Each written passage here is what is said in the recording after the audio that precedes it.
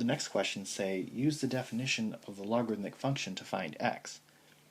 So what that means is we can transform these into their equivalent exponential forms, and that should be able to help us figure out what x is. So if I transform this into its equivalent exponential form, 4 raised to the 3 is equal to x, I can figure out what 4 to the 3 is. It's 64.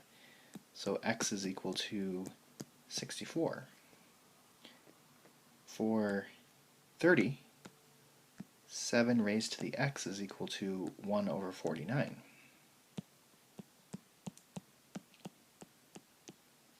Now, figuring out what x is on this one is a little bit tougher. So I kind of need to do this in two parts. First of all, to get from 7 to 49, I need to square it. So I know I'm going to have a 2 here. But not only do I want to square it, but I want to move it to the denominator. So to move something to the denominator, you need to have a negative exponent. And negative 2 would be your final answer.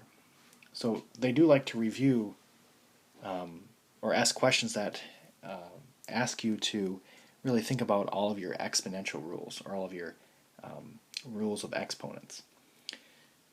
For 31, it's going to be, if we transform it, 9 raised to x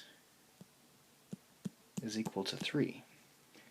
So again, they're asking you to kind of look back at your exponent rules, and to get from 9 to 3, we want to square root that.